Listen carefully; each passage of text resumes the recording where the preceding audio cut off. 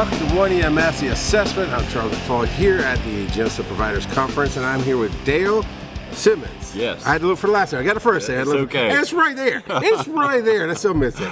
So you were here last year. Yes. And you sat down with me, and we were talking about the I'm gonna get it right. The Chaplain 1033 Correct. podcast. Right. And now, you got a shirt, you've got a booth, you really are going forward. So this is the same game, 3, 2, 1, 3 easy questions, 2 middle questions, 1 hard question.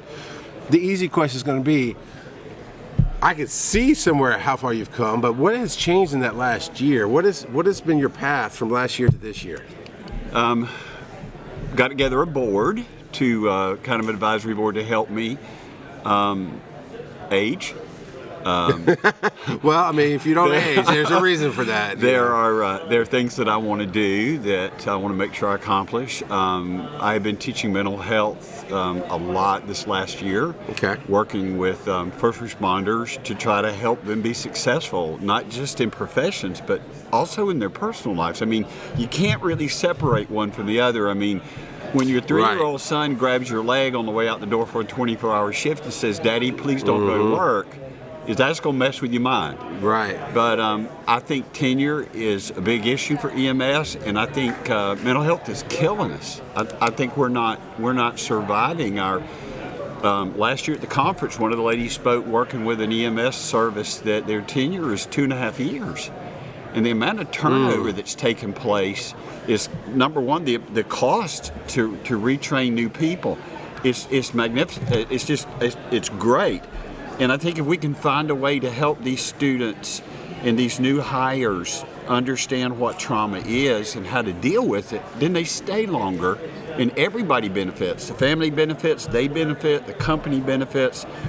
And I think that's a big part of where we are and what we're trying to do. So my focus this year has been mental health.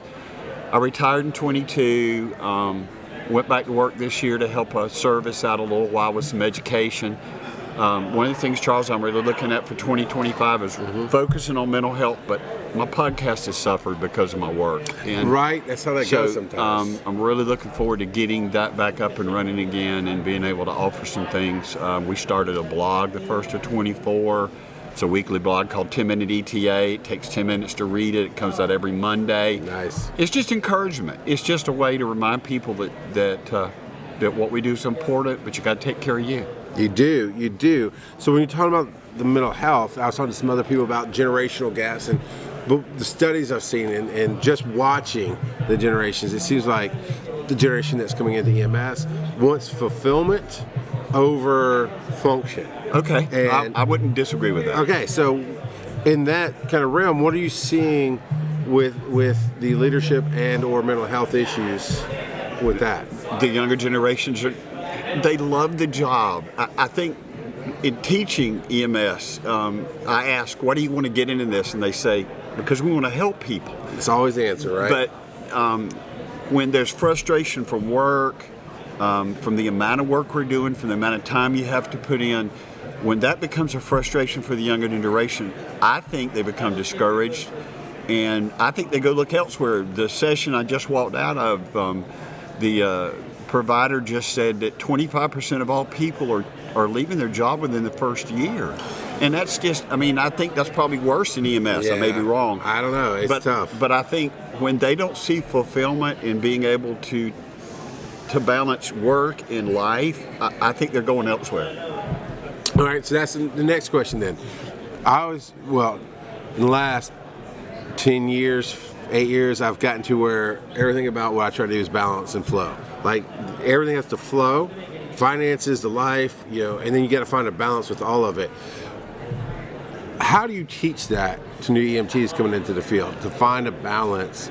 Because some of the examples are, oh man, these 12 hours, I got to work 3 12-hour shifts. It's tough. Well, that's true, but you will get used to it, so we can teach you how to balance that versus what I went through, which is looking at my wife and having a fight, like, if I don't go to work and I don't pick up, and she's like, "You're never home and seeing me." And I wasn't finding a balance between work and less. So how do you teach balance and flow to the new generations?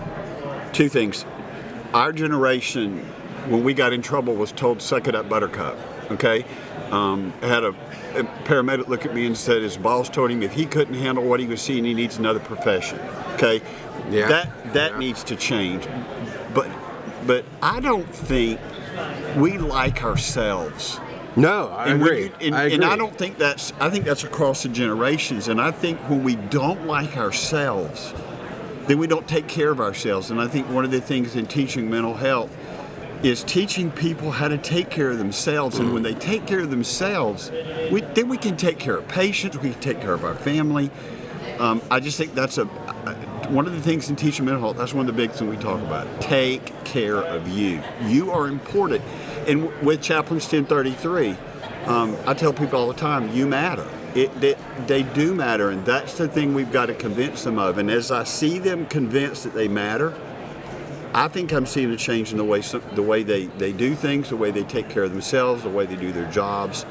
Things just change when I love me, and that sounds maybe a little narcissistic, but it's got to be the way we are. But why? Why does it sound narcissistic? Because I've been on the same page, and there's selfish, and I realize self-centered is actually a good thing. Yeah, understood. We are by nature self-centered. We fight or flight, survival mode. So it should be a good thing to go, I need to work on myself, because I would dare say most people who get in the field, including myself, that said I want to help people is because we needed help, and we couldn't see somebody to help us, so we're going to help somebody else. Correct. And if you're fortunate, like I believe I was fortunate, in that I survived through some of the darkness, some of the hardships, some of the breakdowns, I then started working on myself and loving myself.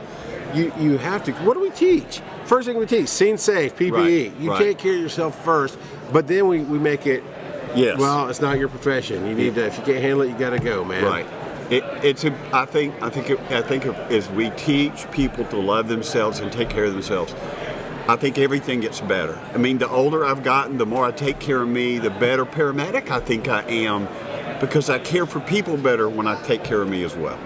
Yeah, 100%. You're talking about sleeping. You're talking about eating right. You're talking about. I stress with my staff. So I run a company that runs 6 days a week. We do dialysis, and I say 3 to 4 is average for full timer. 5 every once in a while.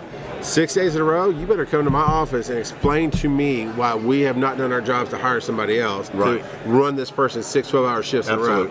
And it was different than everything I ever came through. I imagine what you came through. Absolutely. It was like pagers and phone calls and can you work and the guilt and in some cases, if you said no too much to find that balance, you didn't have a progression. They couldn't fire you, but you didn't have a progression. Correct. And you didn't get raises and Correct. you were ostracized. Exactly. And how do we change? So we're throwing the 3, 2, 1 out. How do we change that, or how have we, I guess, changed some of that mentality to where it seems like, at least in the people who are progressive enough to put out the finances to go to a conference and then be progressive enough to sit down and talk with me, it seems like we're all of the mindset of the burnout of EMTs doesn't work. How have we changed to embrace this mental health? And then the next question would be, what are we doing to institute it in EMT school? Well, one of the things I'm doing is I'm trying to get into the schools to teach my mental health program. I was just speaking to an instructor a while ago. Her class finishes the 1st of November, and I said, she asked me, would you come in and speak on this? But we've got to get in and teach them ahead of time how to do that. We've got to do it. And people will say, well, Dale, the job's too big. Then you start. I mean, one person can make a difference. Even if we make a difference, the starfish story. Everybody knows the starfish story.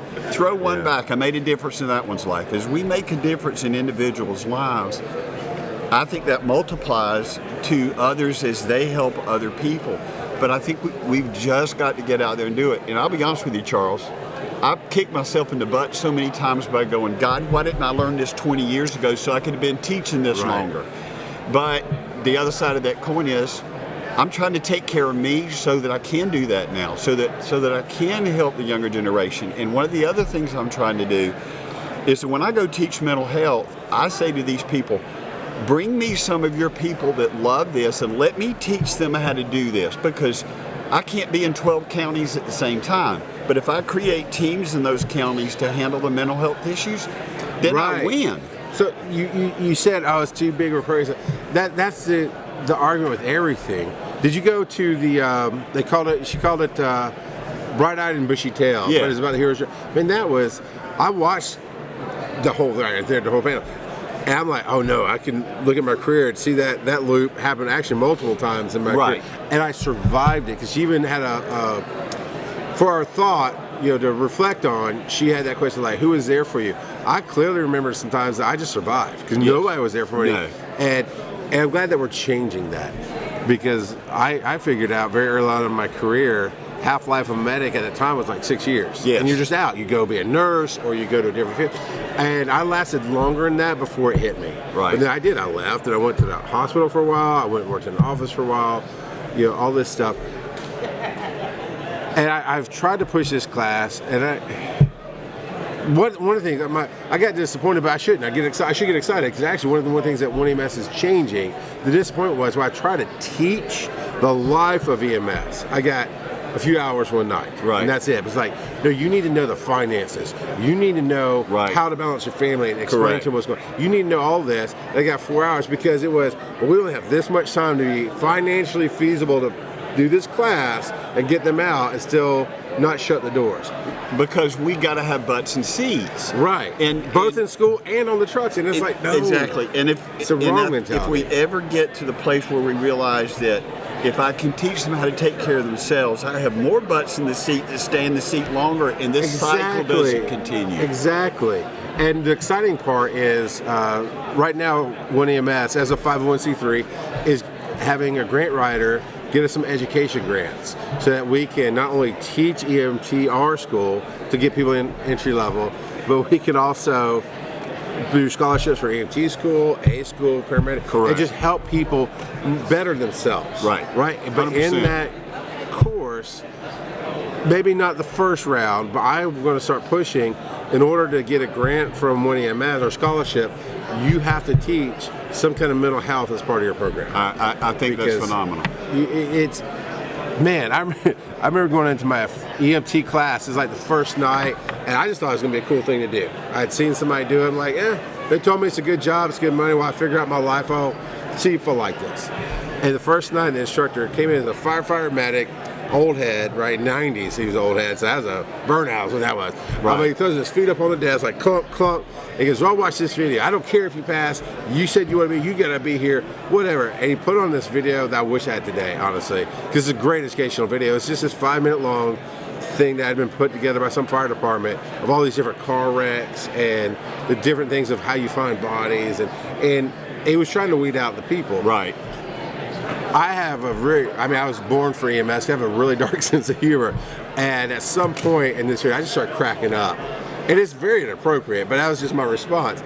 And he's like, you scared me, man. And now I look back, it's like, well, I can see why I was scared, because that was not a normal reaction to that video. I understand. But also, what kind of crap are you bringing us? Now I roasted a challenge. I was like, I want to pass your class. But how many in that class didn't rise to the challenge and walk away who could have been good EMTs and paramedics? Right. So, yeah. Well, for me right now, personally, we talked about the professional. About 2.5 years ago, I don't know where I got this from, but I got this phrase in my mind of finishing well. And so I've got a picture right by my door that I go out of a guy in a running uniform, shorts in the tank top, his hands are in the air, and the finish line's in front of it. And he's getting ready to break the tape. He's got his hands up in the air. I mean, this is exciting. He's getting ready to finish. And at my age, I just realized if I'm going to do this, I got to take care of me. I'm running. I'm watching my appetite. I'm losing weight. I'm doing things for me because I know as I do things for me, it's going to give me a longer time to be able to do for others. It's got to be a both and. It's got to be a both and. Yes, because that's the ultimate truth. If we take care of ourselves, we will inherently help other people. Absolutely, 100% agree. So, man, I want you to get your podcast back up. Thank you. I'm going to. I'm already working on. Got some folks that I'm going to be calling on, and I'm looking forward. I'm excited about it, but we're getting ready to get started. That'd be great, Dale. Thank you for sitting down again.